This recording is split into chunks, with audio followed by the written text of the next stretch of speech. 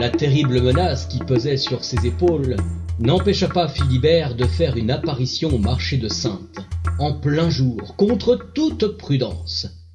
C'était le reflet d'un de ses traits de caractère les plus déplaisants, la vanité. Comme à l'accoutumée, le marché de Saintes réunit de nombreux marchands venus de toute la contrée, voire même au-delà de la Saintonge. Bien sûr, il n'égale pas les foires de Champagne fort réputées comme celles de Provins ou de Troyes, où les pieds poudreux, comme on surnomme les marchands itinérants, se rendent par centaines et de très loin.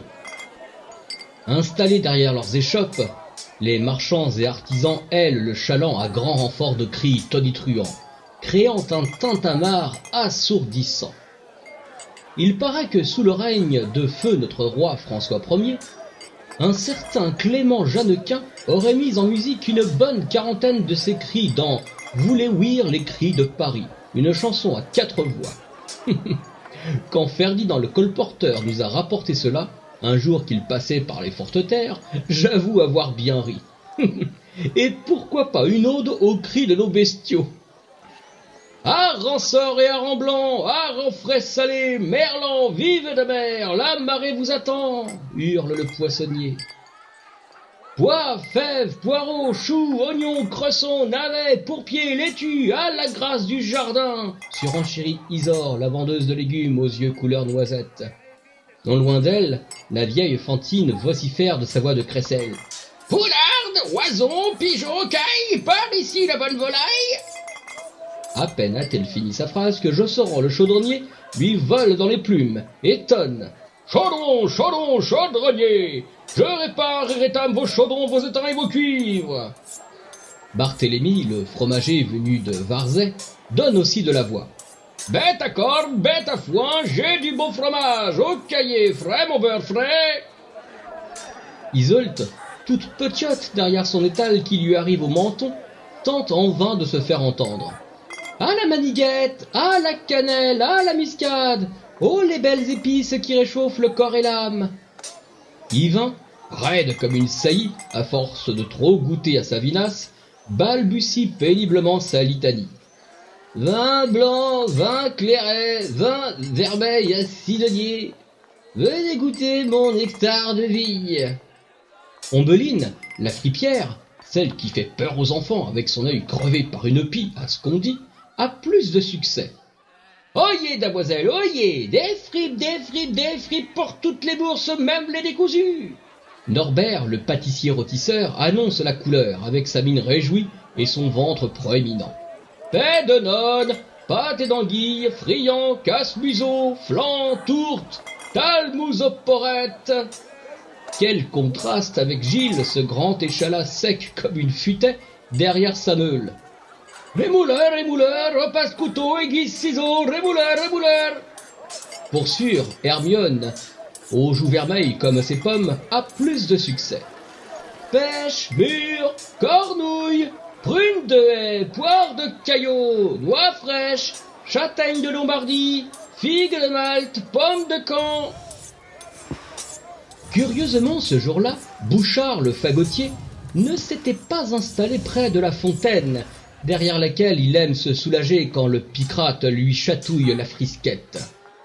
Il s'était mis un peu à l'écart et ne faisait aucun effort particulier pour héler le passant de son sempiternel cri « Fagot, fagot, beau fagot, au feu les fagots !»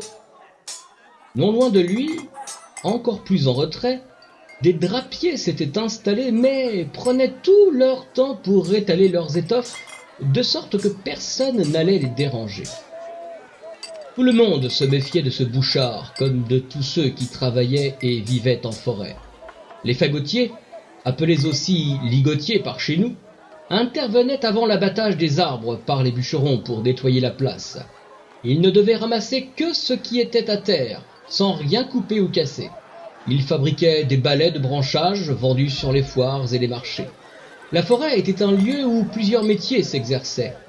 Bûcherons, scieurs de long, cercliers, treillageurs, charbonniers, cendriers, boisiers, tonneliers, sabotiers, fagotiers. Des peurs ancestrales, souvent sans fondement, les faisaient passer pour des êtres vils et sournois. Certains prétendaient qu'ils faisaient commerce avec le démon. Je n'y ai jamais cru et dans ma jeunesse, avant que mes yeux ne me quittent, j'aimais bien me laisser compter fleurettes par ces solides gaillards des bois. Au milieu du brouhaha ambiant, Philibert et ses hommes, tous encapuchonnés de manière à dissimuler leur visage, sillonnaient le marché avec prudence, évitant de croiser les regards, une dague à portée de main. Chemin faisant, ils s'approchent de l'étal de fruits d'Hermione. « Philibert, c'est de la folie de venir en ce marché de Saintes. Si quelqu'un te reconnaissait, s'inquiète Simon. « Et qui donc? Je ne suis pas aussi célèbre que Messire l'évêque. Pratiquement personne ne me connaît, si ce n'est de réputation, tente de le rassurer Philibert. Simon a raison, s'entête Gaspard. C'est prendre un risque inutile de se montrer en plein jour au milieu de cette foule, surtout depuis l'attaque du grenier à sel de Ruffec. Au contraire, on se fond plus facilement au milieu de cette foule, répond Philibert. Ta vanité te perdra, s'indigne Godefroy. Que cherches-tu à prouver? Que l'on peut encore circuler librement en Saintonge, quoi qu'en pense le gouverneur, s'emporte Philibert en empoignant Godefroy par les épaules. Je sais qu'il a promis une récompense à quiconque me livrera. Mais sache que les Saintongeais ne sont pas de ces gens qu'on achète aisément. Tu sais, Philibert, la misère délie les langues, commente Gros René d'un air dogme. En ces temps troublés, qui ne serait pas tenté de nous livrer au gabelou contre quelques deniers? Hermione, qui n'a pas perdu une miette de la conversation sous cape des malandrins, s'approche d'eux et les interpelle discrètement. « Gros René, tu es aussi discret qu'une catin dans un couvent. Parle moins fort, sac à vin, sinon toute la place saura que vous êtes ici. » Ah, ma bonne Hermione, tu as mille fois raison, commente Philibert en lui adressant un clin d'œil. Puis, s'adressant à ses hommes, il ajoute d'un ton méfiant. Les amis, tâchons de faire preuve de prudence au milieu de cette foule. Le lièvre est petit, mais ses oreilles sont grandes. Apercevant l'étal des drapiers, il revient vers Hermione. « Dis-moi, ma belle, qui sont ces drapiers que j'aperçois là-bas? Je ne les ai jamais vus. »« Moi non plus, figure-toi. Et je les trouve bien discrets depuis ce matin. Églantine, la vieille aveugle qui mendie devant l'abbaye aux dames, les aurait vus arriver tôt ce matin et entendu baragouiner un drôle de dialecte. Ils viennent peut-être des Flandres? » C'est possible, en effet, oui. Leurs draps sont fort réputés et ils s'en vendent dans toutes les foires. Mais je gage que leurs étoffes ne valent pas celles de Meaux, et encore moins celles de ces braves tisserands de Louviers. Et dis-moi, Philibert, qu'est-ce qui vous a fait sortir des bois, toi et ta bande de vauriens, cerise Hermione? Ce n'est guère dans vos habitudes de quitter votre tanière. Bouchard, le fagotier, m'a fait prévenir par un galopin qu'il avait quelqu'un à me présenter. Oui, un saunier de Marraine qui pourrait devenir un précieux allié. D'autant que la révolte gronde aussi dans ces salines. N'oubliez pas leur soulèvement à l'été 1542 suite à l'extension par François Ier de la Gabelle sur l'Aunis et la Saintonge.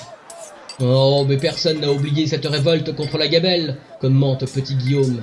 Et les sauniers de Marraine pourront bien nous être utiles en cas de coup dur.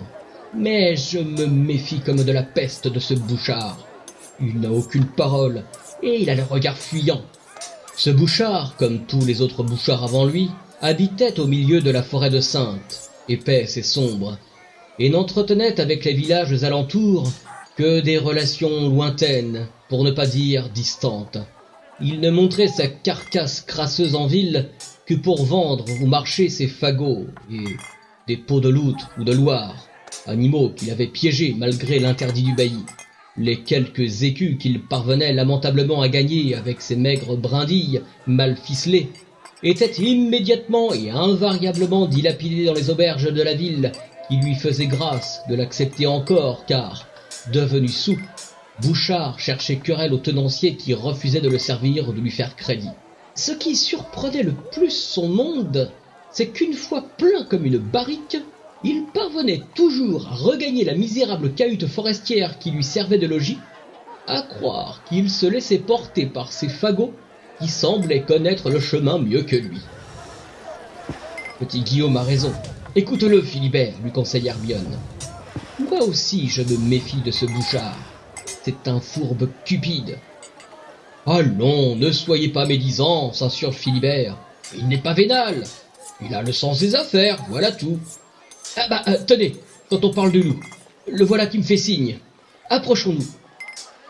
Comme s'ils craignaient qu'un mauvais sort ne leur soit jeté par le fagotier, les hommes de Philibert refusent d'avancer d'un pas et restent pelotonnés contre l'étal d'Hermione, ce qui provoque le courroux de leur jeune chef. « Bande de couards! Que risquons-nous au milieu de ce marché? Pas un gabelou à l'horizon !»« Bon, très bien, j'irai voir tout seul le fagotier », s'emporte Philibert en se demandant bien pourquoi il s'est accoquiné avec de tels pleutres.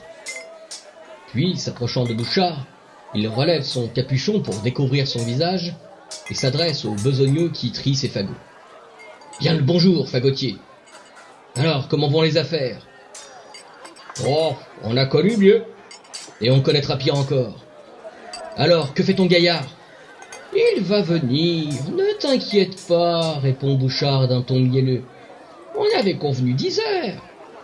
Soudain, Philibert change d'expression en apercevant Jeanne déambulant sur le marché, ventre en avant, une marguerite accrochée dans sa chevelure ondulante. « Oh, jour de Dieu, il ne manquait plus qu'elle !»« J'enrage, fulmine le jeune brigand. Elle va me faire rater mon rendez-vous avec le saunier si je la fuis encore. Que faire ? Accroupis-toi derrière mes fagots et rabats ton capuchon. Elle ne te verra point. » Oh, merci, mon ami. Tu me sauves la vie. Philibert s'exécute et se dissimule sous les fagots maigrelets de Bouchard. À l'instant même où Jeanne passe devant le fagotier, la cloche de la cathédrale retentit.